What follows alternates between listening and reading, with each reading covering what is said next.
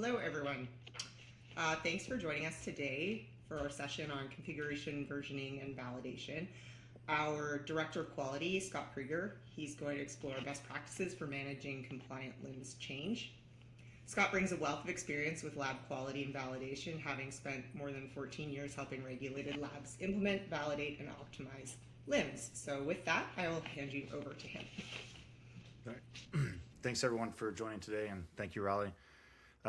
As Raleigh said, I'm Scott Krieger. I'm the Director of Quality here at Labit, and a little bit more of my background. So I started off working in QC laboratories, testing, implementing instrument software, validating them, slowly progressed through consulting into validation space and for consulting on validation, into working with LIMS vendors like Labit to improve the quality of the products and the validation packages to ultimately benefit the laboratories that I used to work in.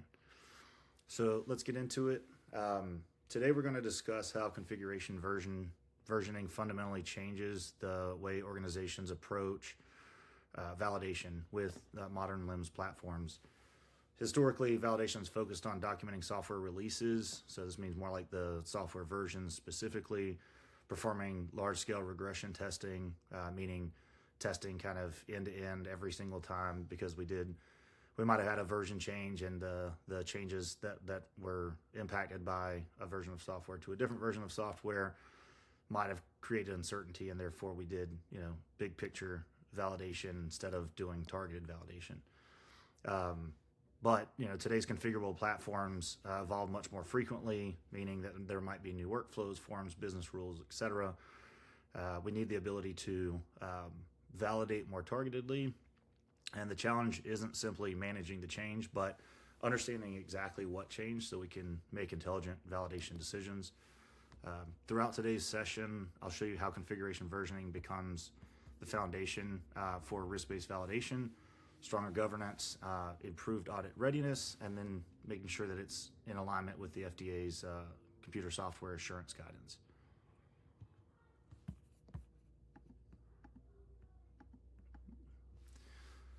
All right, so most laboratories today aren't struggling because they lack change control. I think everyone who works in a lab knows that change control exists, and that it usually helps us ensure that we have ongoing consistency and understood impact to the things that are happening within our laboratory.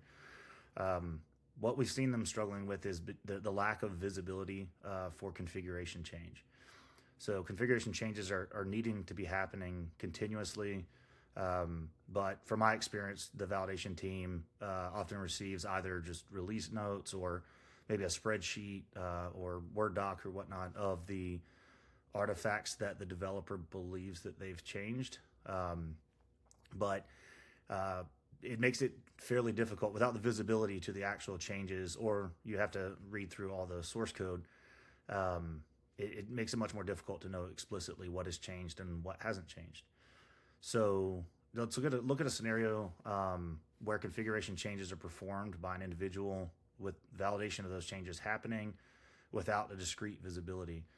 In that use case, there's usually ends up being two outcomes. Either the organization is going to overtest because they're not confident in what changed.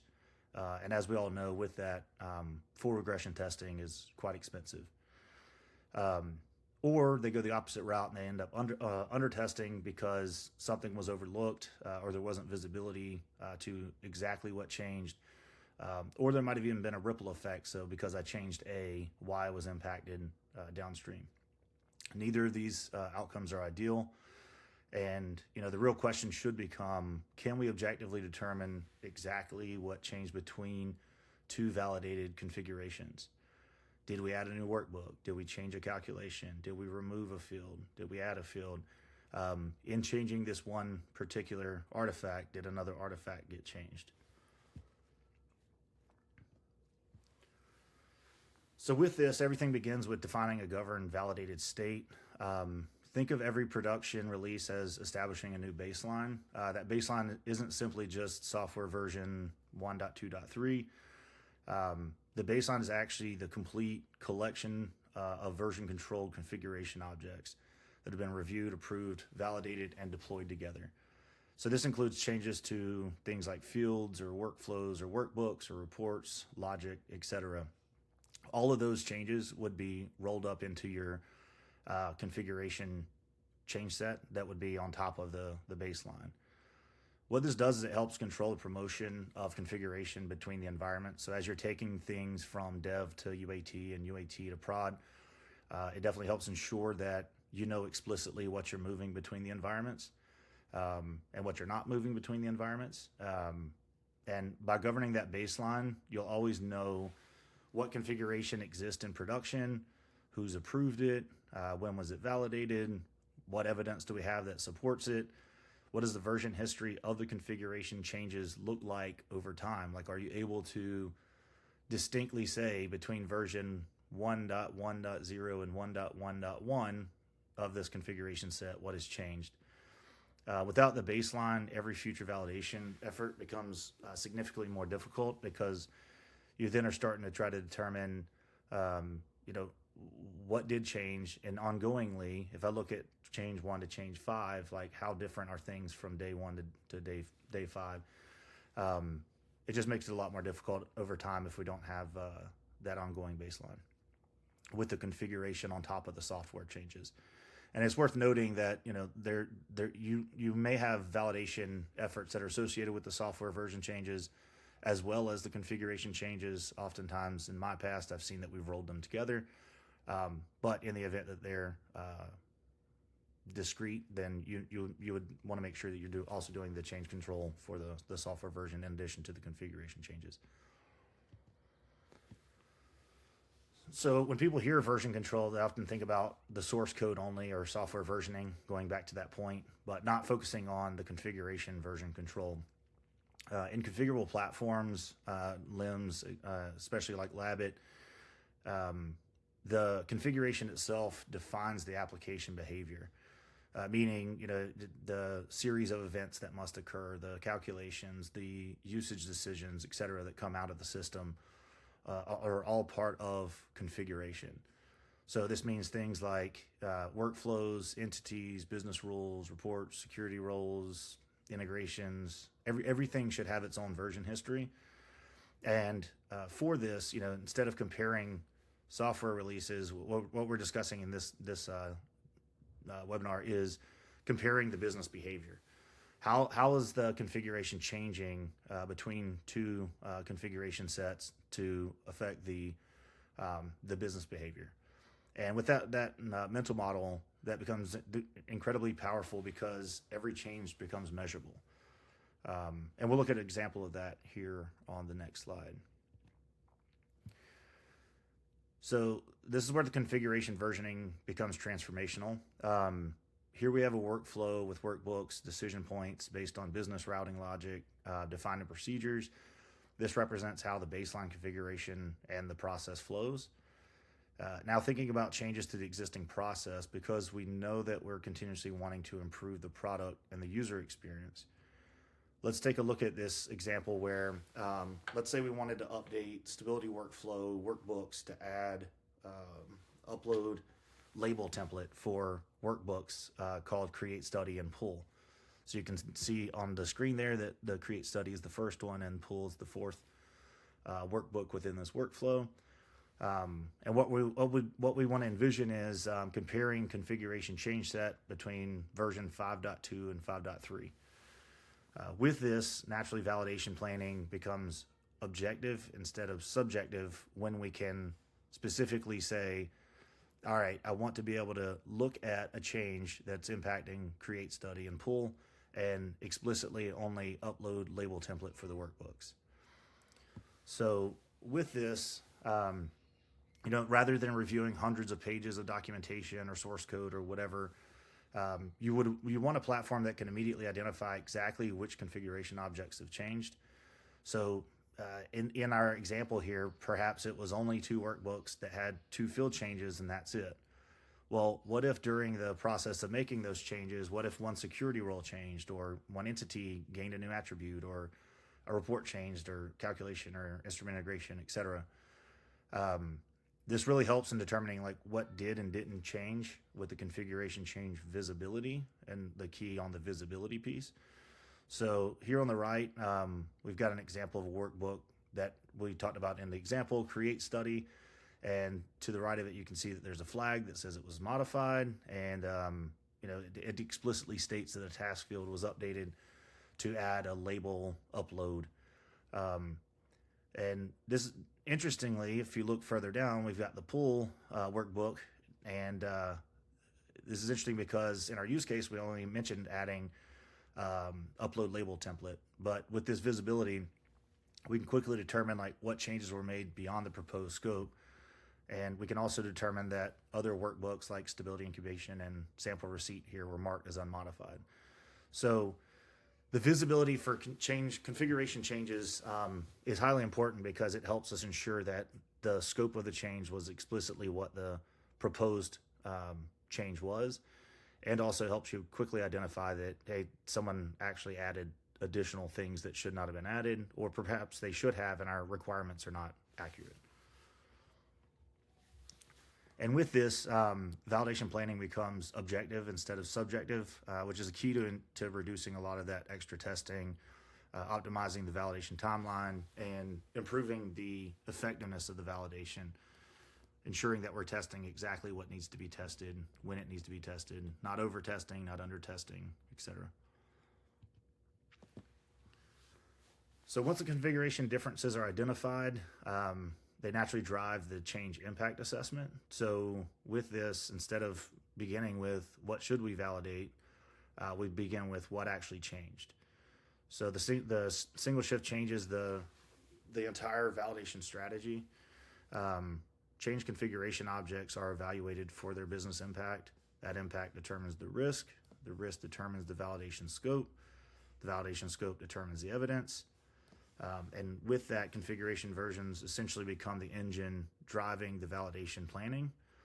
And again, the focus here is on the configuration version changes beyond the software version changes. Software version changes still require adequate change management, risk management, validation strategy, etc.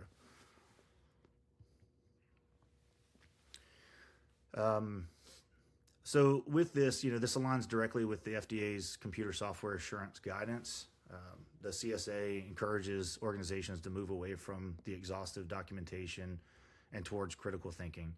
So again, back to the example I had mentioned earlier, instead of revalidating the whole system because we have no idea what the impact of our change was, we can focus the validation efforts where patient safety, product quality, data integrity could actually be affected by the changes that we're implementing. The configuration versioning provides the exact evidence we need to support those critical thinking decisions. So instead of assumptions, we assume that this was affected or impacted, etc. We have objective configuration evidence, as you saw in that last picture, where we know that two things that should have been changed were changed. We also noticed that something that shouldn't have been changed was changed. So having that objective evidence is key. And then the CSA also guides users to determine, the risk commensurate with the configuration change impact. So we'll look at the next slide. So with that, examples of that could be, changing a label, workflows, et cetera. It's important to understand that how the risk is being observed and its impact to the quality of the patient, the safety and data integrity.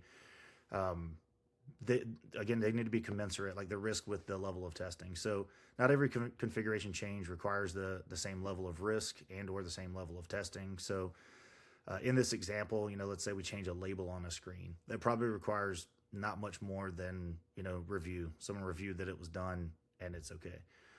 Now let's say we, change a workflow. Well, with that, we're probably going to need some functional testing that's been documented to demonstrate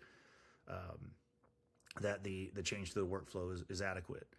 Let's say we change the calculation logic. Well, now we're getting higher in the risk categories, and with that, you're probably going to require formal validation. And then we can go beyond that to things like integrations. And with integrations, likely you're going to end up requiring full end-to-end testing.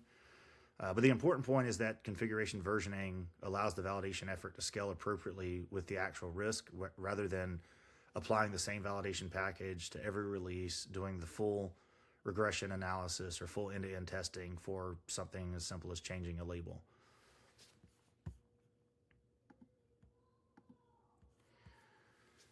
So one of the biggest compliance advantages comes from complete traceability. So this starts with requirement. Every requirement can be traced directly to the configuration object implementing it. That configuration object belongs to a specific version. That version has approvals. The approvals have deployment records, which is the promotion of the configuration set from dev to UAT to production. There's validation evidence for the deployed configuration changes and complete audit history. The software itself should support capturing the complete audit history for given configuration changes. So as you saw earlier, like being able to look back across numerous configuration version changes and say, hey, here's what changed. That's highly useful, especially when you're in an audit and the auditor says, hey, let me look at I'm looking at a change control that you guys have for your LIMS, and with that given change control, you said you only changed these 2 fields on these 2 workbooks. Can you demonstrate to me that you only changed these 2 fields on these 2 workbooks? It's very useful with the immutable history to be able to pull up whatever platform or system that you're using and be able to demonstrate that in addition to the exhaustive documentation that you might have if your system can't do it. So again, talking about audit readiness, we all probably are aware of this, but for those who may not be, when auditors arrive, they typically ask very similar questions. What changed? Why did it change? Who approved it? How was it tested? Show me the evidence. With the configuration versioning, again, that allows each of those questions to be answered from a single version controlled history rather than trying to pull that information in from multiple disconnected systems. Examples of that could be if you happen to be using like TrackWise is actually pretty good. But if you're using like paper-based systems or TrackWise or the actual system of record that we're talking about, you might have to be pulling data from numerous locations. And with that, if you could have all that in the same system or at least be able to demonstrate the change affected itself in the system of record, that's key. So with this, audit preparation becomes significantly simpler because the changes are captured in the system itself. And also this definitely helps support other regulations like 21 CFR Part 11 when we think about change history and change management and record retention, et cetera, as well as Annex 11. Also, audit readiness is drastically improved when the what changed, again, like you can readily visually demonstrate that. Again, going back to that example earlier, like I was just mentioning, we had the 2 flags that say modified and then what changed and the task name. And then, oh, guess what? We also ended up changing something we shouldn't have. Being able to visually represent that, just reiterating, is key for audit readiness.